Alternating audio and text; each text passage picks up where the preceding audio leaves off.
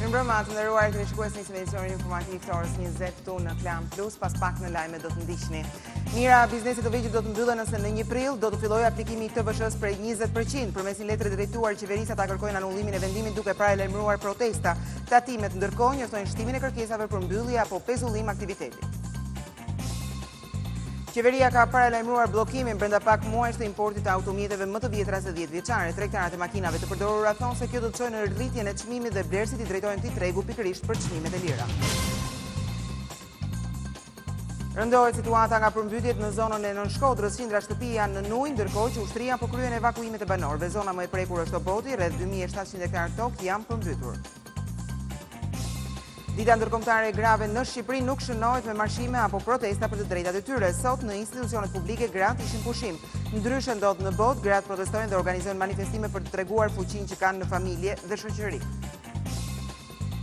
Presidenti francez deklaron para ebrejve në Paris se vendimi i presidentit Trump për Jeruzalemin është i gabuar, por presidenti çek në një lëvizje të fundit deklaroi se vendosja e ambasadës çeke në Jeruzalem do të jetë një përparësi e tij.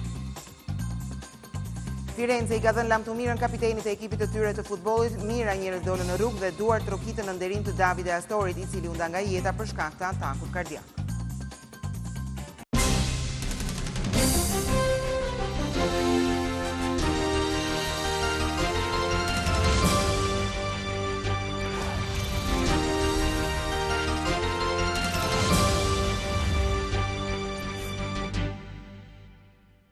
Njojmë tani më gjërësisht me materialet e përgatitura të nderuar teleshikues. Mira bizneset të vegjël do të mbyllen nëse në 1 prill do të nisë aplikimi i TVSH-s prej 20%. Përmes një letre drejtuar qeverisë, shoqata që mbron interesat e tyre kërkon anullimin e vendimit. Në të kundërt, paralajmërojnë nisjen e protestave. Tatimet ndërkohë njoftojnë shtimin e kërkesave për mbyllje apo pezullim të aktivitetit.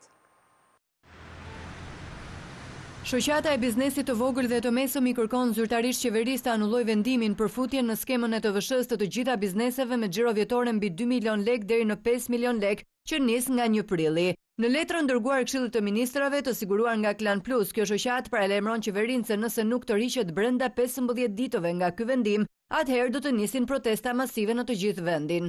Shkaqet që këto biznese nuk pajtohen me përfshirjen e TVSH-s janë sepse sipas tyre do të ishte një barë shtesë për subjektet e tyre, të cilat do duhet të paguajnë 20% për çdo shitje. Sipas shoqatës, në 3 vite, 2015-2017, në Shqipëri janë mbyllur 63.000 biznese dhe shkak janë taksat më të larta se rajoni, çmimi i energjisë dhe karburantit më i lartë se rajoni, dhe një vendim për përfshirje në skemën e TVSH-s do të çonte në mbyllje të mira bizneseve të tjera. Sipas vendimit të qeverisë, ndryshe nga sa veprohet aktualisht, në kuponin tatimor që do të printojnë bizneset për blerësit, çmimi nga 1 prilli do të jetë plus 20%, duke i shtuar TVSH-n. Edhe Konfederata e Industrive të Shqipërisë është shprehur kundër zbatimit të tatimit të vlerës së shtuar mbi kategorinë e biznesit të vogël që është parashikuar të nisë në 1 prill. Ajo kërkon që ky vendim të shtyhet për në fillimin e vitit të 2019. Sipas Konfindustrias, nëse vihet në zbatim që në prill, atëherë do të ketë pasoja në mbylljen e mira bizneseve të vogla, rrezikim masiv të prodhimit vendor dhe favorizimi i prodhimeve të importit. Një hap i tillë sipas saj ka nevojë për një proces të mirë studiuar profesional. Ndërkohë, Drejtoria e Përgjithshme e Tatimeve shprehet e vendosur për të implementuar përfshirjen e biznesit të vogël në skemën e TVSH-s. Ajo në faqen zyrtare vazhdon të orientojë tatimpaguesit se si duhet të veprojnë. Megjithëse vetë pranon se pranë qendrës kombëtare të biznesit janë konstatuar një shtim i numrit të aplikimeve për çregjistrim apo pezullim të aktivitetit nga tatimpagues të cilët hynë në skemën e TVSH-s për herë të parë. Qeveria ka paralajmëruar bllokimin brenda pak muajsh të importit të automjeteve më të vjetra se 10 vjeçare. Tregtarët e makinave të përdorura thonë se kjo do të çojë në rritjen e çmimit dhe blerësit i drejtohen këtij tregu pikërisht për çmimet e lira. Në Shqipëri mund të gjesh makina shumë luksoze, si kundër mund të gjesh edhe makina që kompanitë prodhuese i kanë kaluar në muze. Sipas të dhënave statistikore, mosha mesatare e automjeteve që qarkullojnë në rrugët tona është mbi 20 vjet. Për momentin në deke 2005, këto janë shit Euro 3 dhe Euro 4 pak. Automjetet e vjetra bëhen përgjegjëse edhe për ndotjen e mjedisit përmes djegjes jo të mirë të karburantit, apo të imbushjes së atyre që rëndom quhen varrezat të makinave. Për këtë arsye qeveria po përgatit aktet e nevojshme dhe pritet që brenda pak muajsh të ndalojë importin e automjeteve me moshë më të madhe se 10 vjet. Vetëm pak ditë më parë Gjermania njoftoi marrjen e masave për të nxjerrë nga qarkullimi të gjitha mjetet me naftë për të reduktuar sa më shumë ndotjen e mjedisit. Kjo mund të sjellë një fluks automjetesh të përdorura në drejtim të Shqipërisë me çmime më të lira. Për këtë arsye qeveria po nxitet të shpejtojë marrjen e masave bllokuese. Importi i makinave në moshë më të re do sjellë padyshim rritjen e çmimit dhe shqiptarët duket se nuk janë akoma gati të rinovojnë flotën e automjeteve me makina më të mira, më të shtrenjta. Vetë niveli standardi që ky popull mundohet që të blejë një makinë deri 2500-3000 euro me gjithë dogan. S'ma me mene që të përballoj që tjetë makinë 2009-2010 e sipër, e morin ato që kanë lek. Pas një vëzhgimi të kryer në tregun online të makinave në Gjermani, nuk konstatohet ndonjë ndryshim i çmimeve për shkak të heqjes së makinave me naftë nga qarkullimi. Kjo ndoshta pasi kompanitë e prodhimit të automjeteve po joshin pronarët e makinave me naftë i kombejnë ato me makina të tjera me benzinë, kundrejt një çmimi më të arsyeshëm.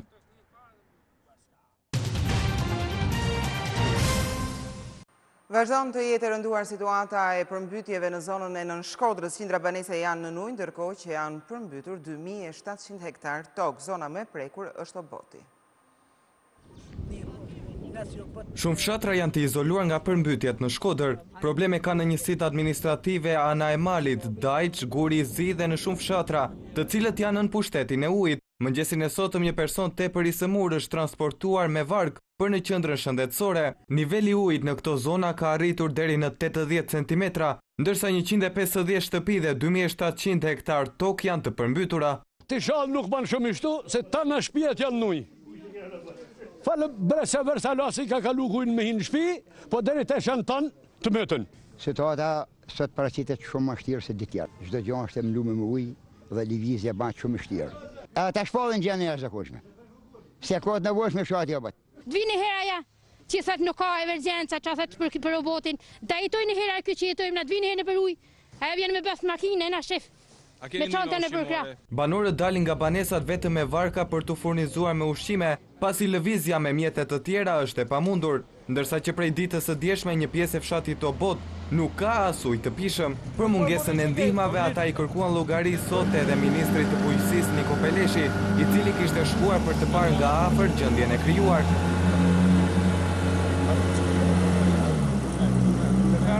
Në Fushkruj lumi i ishëm ka dal nga shtrati 2 herë brenda 24 orëve. Aktualisht 10 hektar tokë bujqësore janë të përmbytura në fshatin Murqin. Një stuhi dëbore me erë të fortë ka paralizuar verilindjen e Shteteve të Bashkuara të Amerikës. Shumë autostrada janë të bllokuara, ndërkohë që janë pezulluar mira fluturime. Mendohet se moti i keq ka prekur rreth 60 milion njerëz.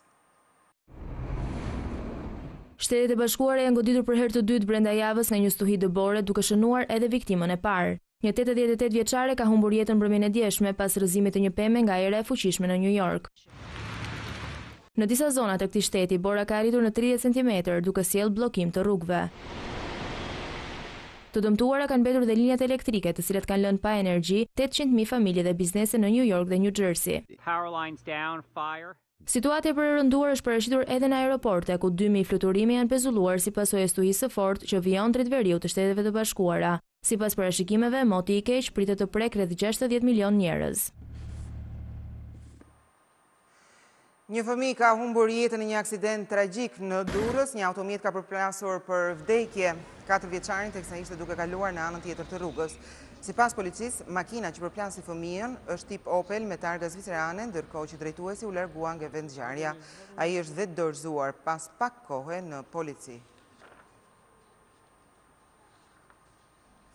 Policia e Tiranës ka arrestuar ndërtuesin Namik Pelivani pasi akuzohet për mashtrimi me pasoja të rënda dhe fshehja e të ardhurave. Sipas hetimeve të deri tanishme, rezulton se ai ka mashtruar një shtetës të cilit i ka marrë 65.000 euro dhe 3.35 milion lek për blerjen e një apartamenti me sipërfaqe 107 metra katror në zonën e Ysberishtit. Por kjo banesë figuron e shitur më parë me kontratë notariale fiktive në vitin 2013 dhe të rinovuar në 2016. Gjithashtu ky shtetas dyshohet se nuk ka përpiluar fatura shitje tatimore duke kryer transaksione monetare jashtë zyrave të noterit dhe jo me bank me qëllim shmangjen e deklarimit të ardhurave. Theksojmë se Pelivani është proceduar më parë edhe 5 herë të tjera nga policia për vepra të ndryshme penale. Me kërkesë të prokurorisë, Gjykata e Tiranës ka caktuar masën e sigurisë të arrest shtëpie për Ahmet Muçën, ish pronari i Universitetit Kristal. 70 vjeçari akuzohet për korrupsion, falsifikim dhe shitje diplomash. Edhe pse universiteti u mbyll në vitin 2014, Muça ka vazhduar të shes diploma duke mashtruar qytetarët kundrejt shumës të 2.500 eurove.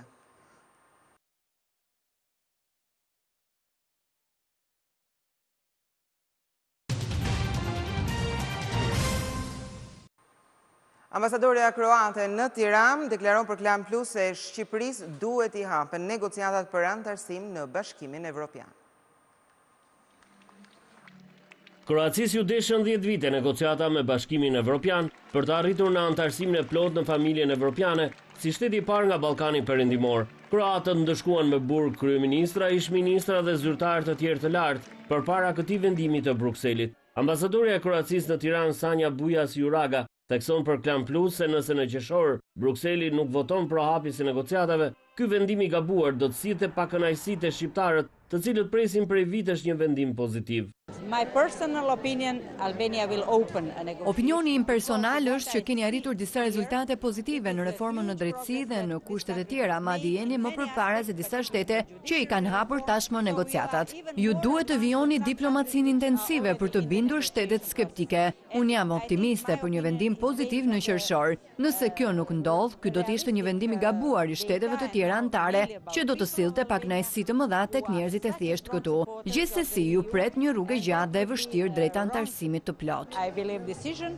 Optimizëm të matur ka edhe ish-ministra e integrimit Majlinda Bregu, për të cilën duhen 200 vite kohë që të realizohen standardet ekonomike të Bashkimit Evropian. Jam besim plot dhe optimiste e kujdesshme për qershorin dhe optimiste që Shqipëria do të çelë negociatat këtë vit. Ju folët për 200 vite largësi në standardin ekonomik. Do tolerojmë politikisht nga Bashkimi Evropian në këtë formë? Jo, do të thotë që ne duhet përpiqemi më shumë për të qenë më atraktiv, qoftë për investimet huaja, qoftë për të patur incentiva fiskal, qoftë për përmirësuar dhe për të përfshirë pse jo dhe më shumë gran tregun e punës, që ndikojnë në rritjen ekonomike të vendeve, dhe për të pasur mundësi që të bëhemi më të fortë ne që të përballojmë nesër konkurrencës që na vjen nga tregu evropian. Partia Demokratike do të hyjë në një proces të thellë transformimi që do t'i parapri ndryshimit të shtetit. Kështu është shprehur Lulzim Basha pas përfundimit të mbledhjes së kryesisë së Partisë Demokratike. Kreu I Demokratëve konfirmoi se në datat 28 dhe 29 prill do të mbahet kuvendi kombëtar ku do të diskutohen të gjitha kritikat ndaj partisë. Kuvendi kombëtar I Partisë Demokratike do të marrë vendimet e rëndësishme për Partinë Demokratike si një parti e antarëve, si një parti e shqiptarëve, që do t'i prinjë transformimit të thellë politik dhe ekonomik të vendit. Pa dyshim që ka mendime kritike, pa I rahur mendimet nuk mund shkohet në vendime të cilat përfaqësojnë konsensusin e gjithë antarëve të kryesisë.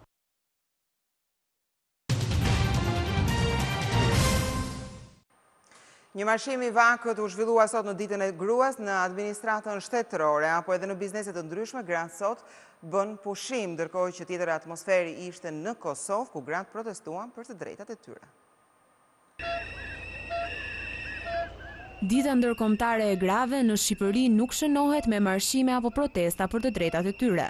Sot në institucionet publike, gratë ishin pushim dhe shumica prej tyre e kanë shfrytëzuar këtë ditë për të organizuar në dreka festive. Në bulevardin Dëshmorët e Kombit në Tiranë, u shfaqën në një marshim modest vetëm disa dhjetra gra e vajza, të cilat më së shumti ishin përfaqësuese të organizatave jo qeveritare që operojnë në fushën e lirive dhe të drejtave të njerëzit apo grave në veçanti.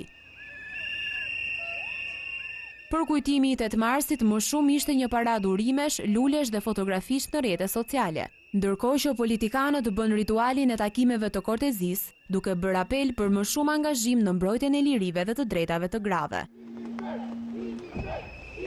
Ndërkaq, krahasuar me marshimin modest të Tiranës, në Kosovën fqinje protesta ka qenë më e zhurmshme dhe më e madhe. Qindra njerëz u mblodhën në rrugët e Prishtinës në moton marshojmë, sfestojmë. Gjatë protestës, gratë u shprehën se kjo ditë nuk është për të festuar, por për të protestuar. Ato ngritën zërin kryesisht për të drejtat e tyre, pasi në këtë shtet, sipas shifrave zyrtare, janë të punësuar vetëm 12% e grave. Ajo çka vije e re në këtë protestë aktive ishte pjesëmarrja jo vetëm e grave, por dhe e shumë burrave.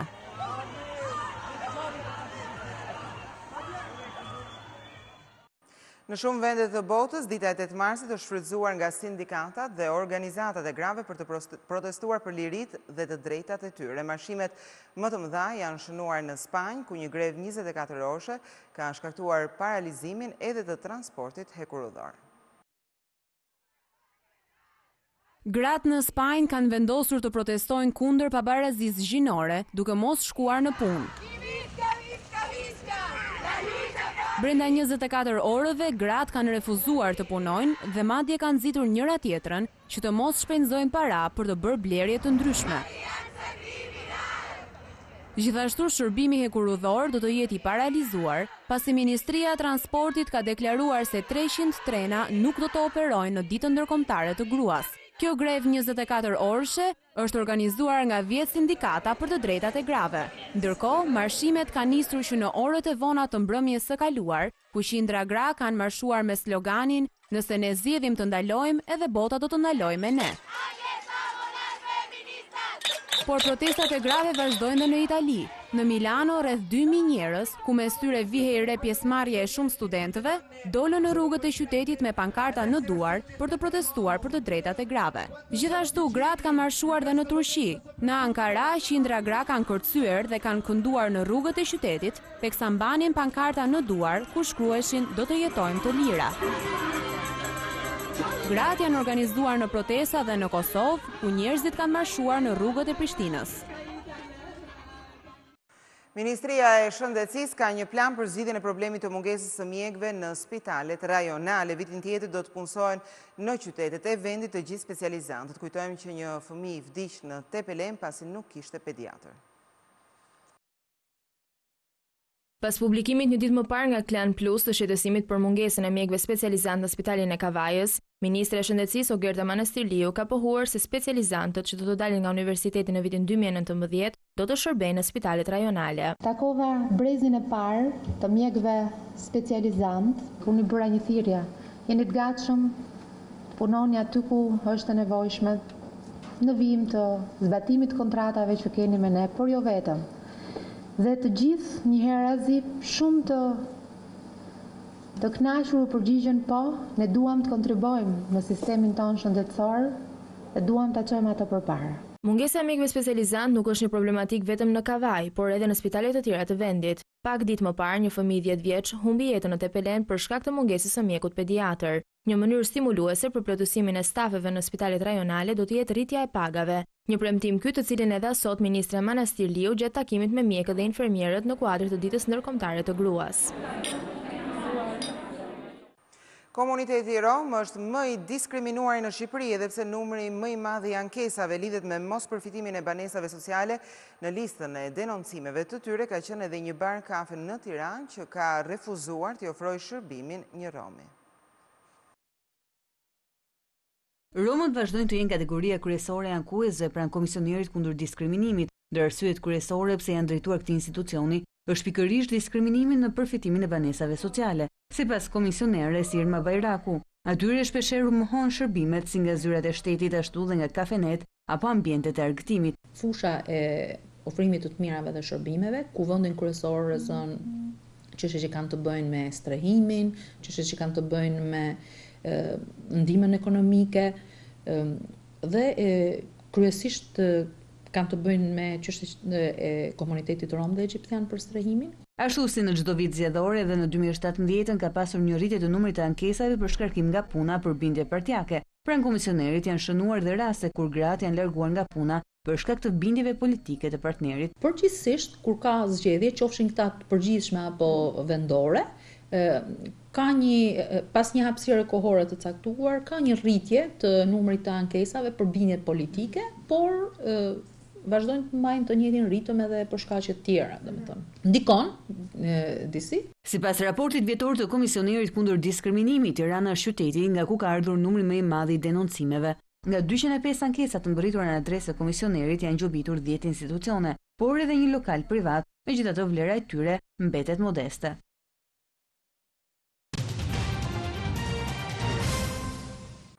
Presidenti francez deklaron para hebrejve në Paris se vendimi i presidentit Donald Trump për Jeruzalemin është i gabuar, por presidenti çek në një lëvizje të fundit i kërkoi qeverisë që zhvendosja e ambasadës në Jeruzalem sa më shpejt duhet të jetë një prioritet.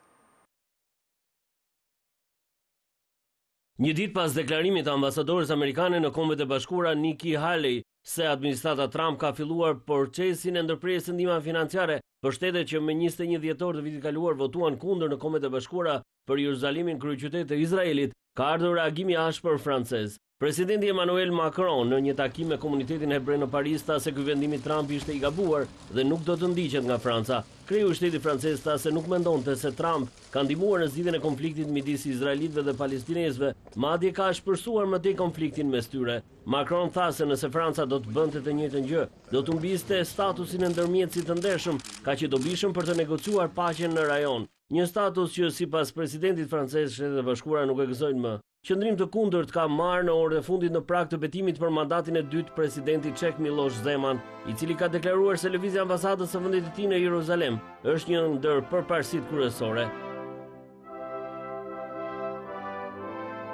Zeman i ka kërkuar qeverisë që të marrë masa teknike për të ndërmarrë shpërnguljen e ambasadës çeke brenda muajit maj, ashtu siç po veprojnë amerikanët.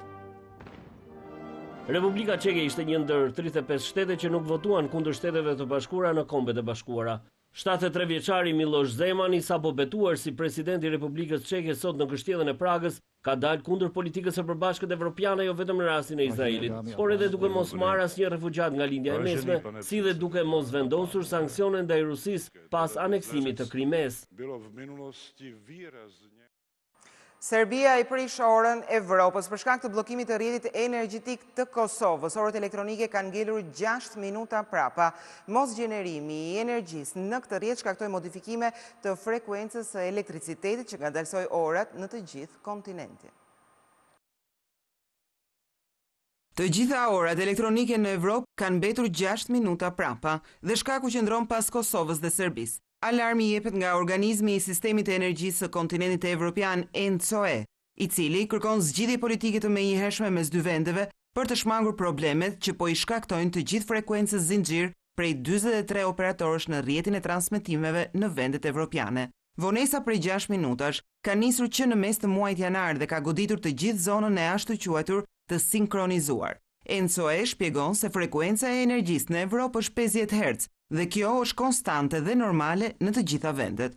Por, pak javë më parë, Kosova nuk gjeneroi energji të mjaftueshme dhe Serbia, e cila ligjërisht është e detyruar të kompensojë mungesat e Kosovës për të mbajtur sistemin në gjendje stabël, nuk e bëri. Si pasojë, ndodhi një modifikim në frekuencën e elektricitetit që solli ngadalësimin e orave të gjithë kontinentit. Dhe ngjarja është kaq e rëndë saqë organizmi teknik kërkon me ngulm dhe urgjencë një zgjidhje politike mes dy vendeve. Saktësohet se kjo është hera e parë që ndodh një gjë e tillë dhe teknikëve ju deshën disa javë për të kuptuar arsyet e humbjes së orës. Sipas ekspertëve, duhen dhe disa javë të tjera që gjithçka të rikthehet në normalitet. 62 të vdekur nga bombardimet e fundit në Siri, edhe pse Organizata e Kombeve të Bashkuara ka vendosur për armëpushim, presidenti Bashar al-Assad nuk ka ndërmend të tërheqë forcat ushtarake.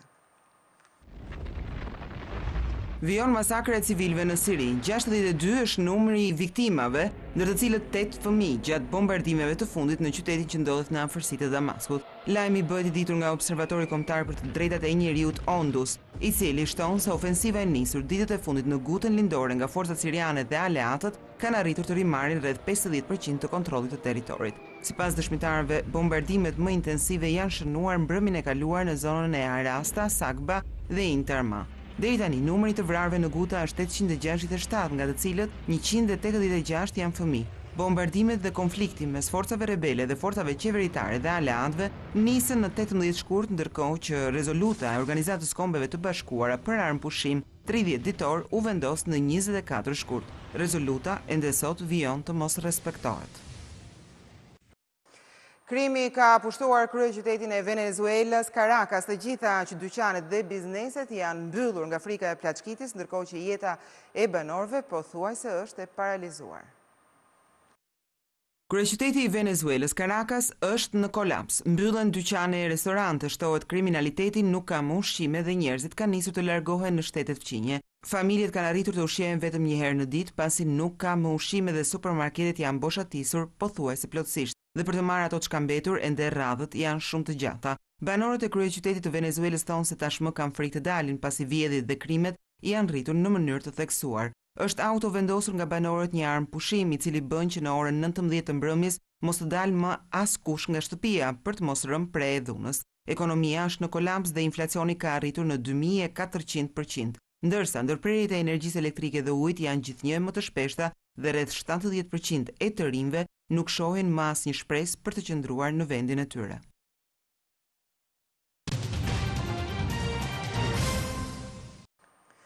Firenze i ka dhënë lam të mirën kapitenit të ekipit të tyre të futbollit. Mira njerëz dolën në rrugë dhe duar trokitën në nderim të Davide Astorit, i cili u nda nga jeta për shkak të atakut kardiak. Mes lodhve dhe duar trokitive i qyteti Firences i dha lam të mirën e fundit Davide Astorit. Ceremonia u mbajt në bazilikën pranë sheshit Santa Croce në Firenze. Jo vetëm tifos, por edhe mira e qytetarë u mblodhen për të përcjellë në banesën e fundit, kapitenin e Fiorentinës. Përfaqësues nga të gjitha ekipet e Serie A ishin të pranishëm në Firenze, mes tyre edhe ish lojtarë si Totti, Zanetti, Inzaghi, Baresi, Van Basten, De Rossi, Costa Curta dhe ish teknikët e kombëtarës. Hyrja në kishën e Santa Croce u lejua vetëm familjarëve, miqve të afërt dhe institucioneve. Në orën 13, si numri që Astori mbante në fanell, çdo aktivitet u ndal për 1 minutë heshtje, në nderim të 31 vjeçarit. Davide Astori u gjeti vdekur ditën e diel në një hotel në Udine. Rezultatet e autopsisë konfirmuan se vdekja erdhi si pasojë e një arresti kardiak.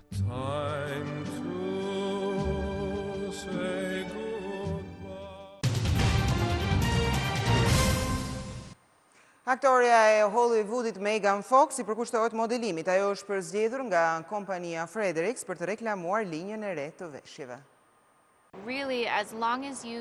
Bukuroshja Megan Fox është larguar për pak kohë nga kinematografia dhe po angazhohet në fushën e modës. Një nga aktoret më të bukura të Hollywoodit ka qenë e përzgjedhura e firmës Frederick për të reklamuar linjën e re të brendshmeve për fushatën e sezonit të pranverës 2018.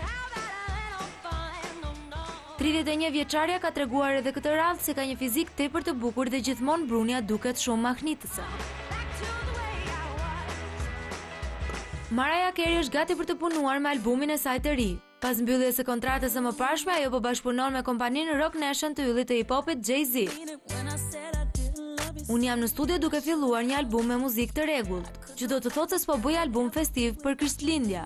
Unë jam gati për një rifillim.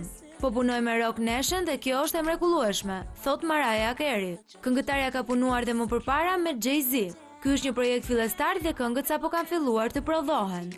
Do të jetë një rikthim për Mariah Carey, pasi albumi i fundit është publikuar në vitin 2014.